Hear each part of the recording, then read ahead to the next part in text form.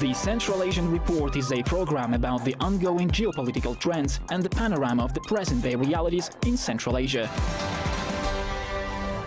Politics, economics and culture, events, trends and people, all this on one territory. Hello, you're watching the Central Asian Report in today's program. The agricultural industry of Central Asia, acclimatization and new weather conditions. Hisor, the 3,000-year-old history of one city. Kyrgyzstan in the World Atlas of Beauty.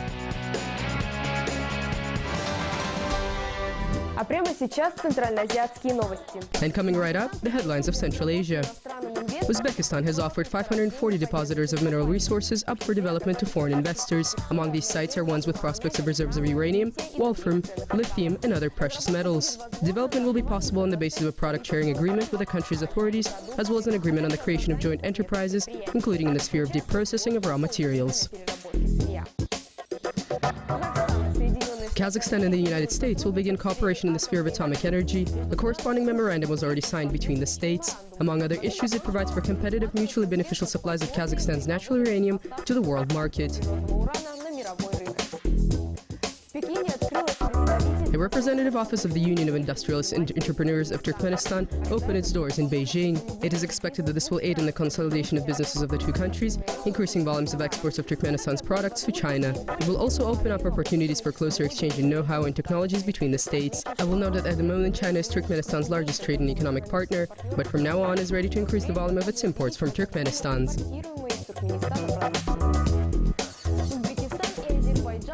Uzbekistan and Azerbaijan reached agreements on automobile cargo transport. The cargo flow between the two countries has increased manifold in the recent years, but there's still an absence of harmonized legislation and regulatory acts on auto transport. This impeded accelerated development of partnership in many spheres.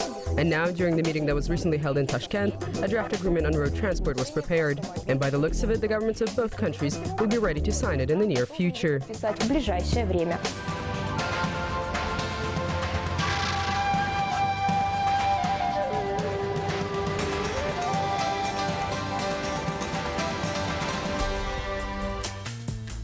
As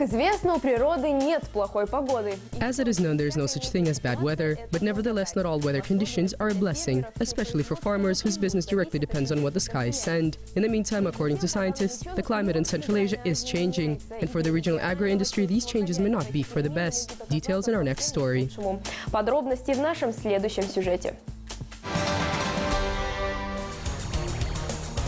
Denis Pluzhnik has been the chief agriculturalist of the Akmola Phoenix enterprise for more than 15 years. He better than anyone knows the harsh nature of the climate in the Akmola region, an area of risk farming. But if before drought and precipitation levels were predictable, then today even an experienced agriculturalist struggles with their unpredictability and irregularity.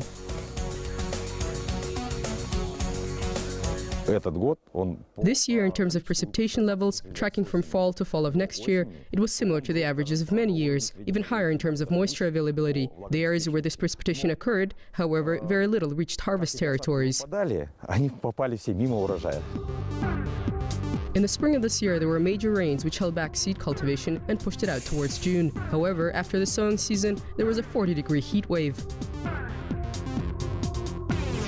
At the most critical moment of cultivation of wheat and other crops, the drop in crop yield was probably the highest. Crops are not growing or trying to grow under the conditions of very high temperatures. When in August rainfalls did start, they were once again not on time, causing the growth of fall weeds that get in the way of harvest collection. Thus, irregular distribution of rainfalls and drought have significantly decreased the grain crop yields. These factors are symptoms of climate change. Today, they are felt not only by farmers of Kazakhstan, but of all countries of Central Asia.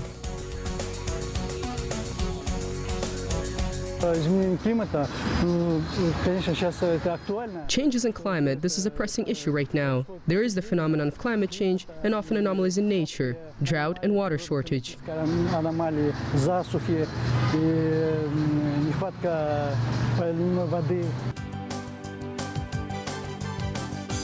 In the meantime, Kazakhstan is the main supplier of grain in the countries of Central Asia. Any drastic changes in harvest yields are a threat to the food security of the entire region. That is why for the last 3 years in a row, wheat production in Kazakhstan is being adapted to changes in climate. The UN Development Program project is being implemented in the country. Farmers are offered to use new drought and heat-resistant wheat grades, traditional and modern methods of humidity preservation, as well as to diversify sowing, to implement crop rotation and switch from wheat to more profitable crops.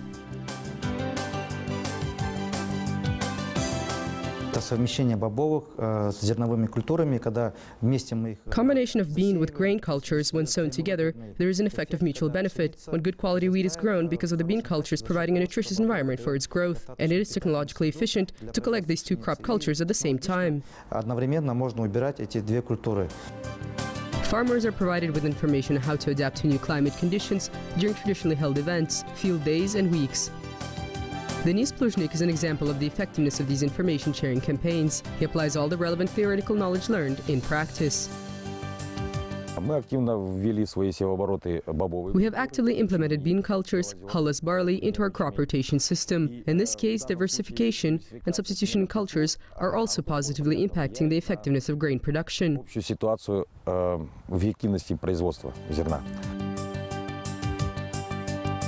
Crop rotation is one of the traditional agricultural methods, but the arsenal of modern science is another more effective weapon for the battle for high harvest yields. For example, the method of subsoil irrigation of plants, which is called hydroponics.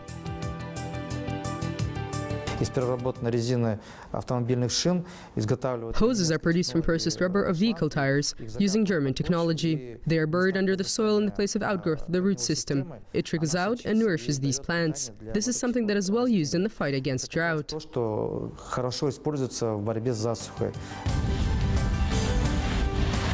Effective grain production. This includes field work that is completed on time. For the planning of sowing and harvest collection, agrarians need precise forecasts. In order for this information to be available at hand, the UNDP, in collaboration with specialists at Kazakhstan National Meteorological Service, are developing a geo-portal. The plan is to launch it next year. This is a sort of a website with photographic data that shows the level of access for farmers, officials of the mayor's office, and insurance companies. Everyone can get online and take a look at a particular territory to see to what extent it is susceptible to drought. Forewarned is forearmed. For farmers, this proverb is of particular importance. Only when armed with knowledge will farmers be able not only to adapt to new conditions, but also achieve growth and harvest yields.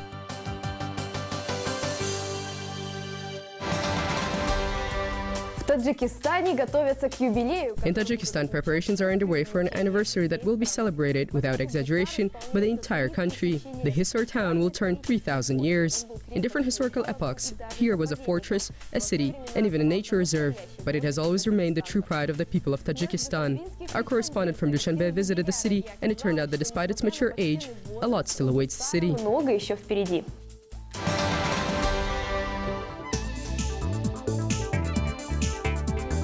To take a stroll inside the palace of the governor of West Bukhara, to take a look inside an old medrese, to make a selfie right on top of an ancient citadel. At the Hisor fortress, all this is possible. The fee for the opportunity to delve into the Middle Age is symbolic. One simony, which is equivalent to less than 15 US cents. Yeah, hi, I'm Margaret from Hong Kong, and here is so amazing, it's so impressed. Like here, this is the 3,000 years castle that I couldn't see in Hong Kong. It's my first time seeing a long history of castle. The history is not just rich, but ancient. Hisor is more than 3,000 years old. In honor of its anniversary, the fortress was restored, the ancient gates were reconstructed, and behind them are rows of market stalls. Now the guests will be greeted by artisans with their crafts. But this is not all. Very soon, especially for tourists, a chaykhana, an amphitheater, will be open here that will have the exact same design of the ancient structures. By the way, the last time the restoration attempts were made was during the Soviet times, but then they were not as successful. It turns out that before, there were amphitheaters in all major cities. There, sporting events and concerts were held. The amphitheater has been practically restored. Восстановление именно амфитеатра, то есть Наурузго, где проводились разные спортивные мероприятия и концерты. Hisor resembles one big construction site. In some places, work has already been completed, and in others, still in full swing. This unusual structure in the shape of a melon is the future chaykhana.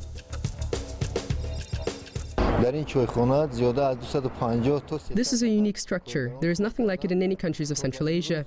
Its height is more than 40 meters, width more than 100 meters. We work in shifts and are certain that we'll complete the work before the deadline.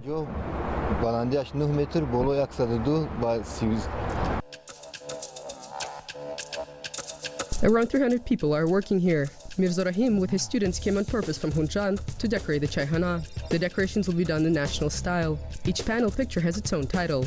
This is a knot. Here all geometric shaped structures intertwine in unusual variations, and this one was called simply Zikor.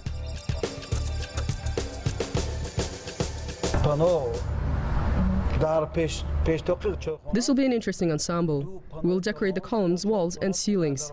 You will never see a similar design anywhere else.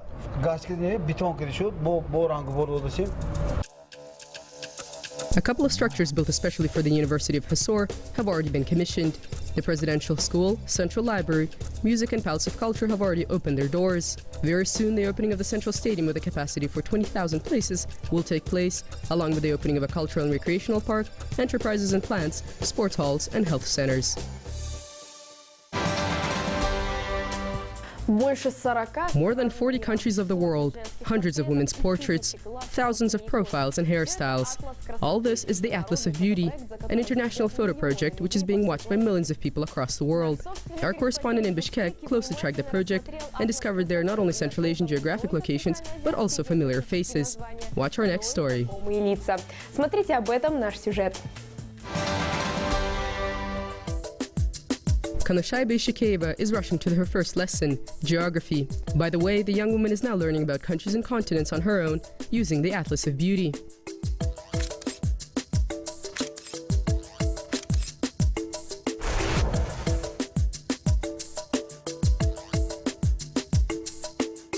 The Atlas of Beauty is an international project of a Romanian photographer, Mihaela Noroc. It is intended to showcase the natural beauty of women of various nationalities.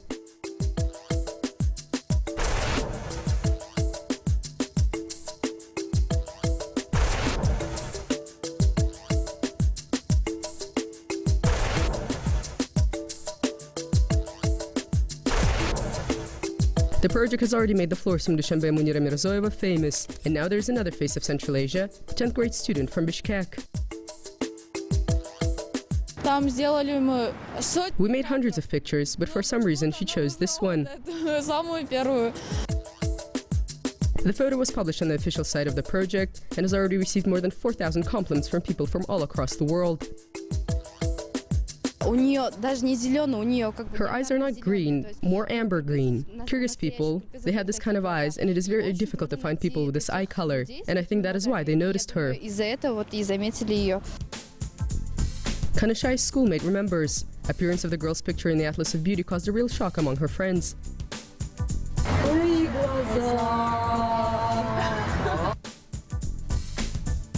Teachers were just as surprised.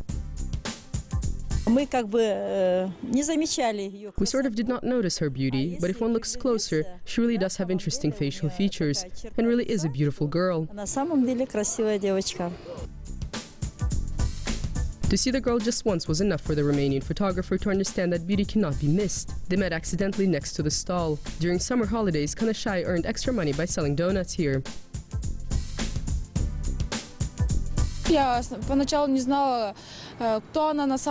Initially, I did not know who she is. I thought she's just a tourist. Then she said that I have very beautiful eyes and that I am very beautiful, and asked to take a picture.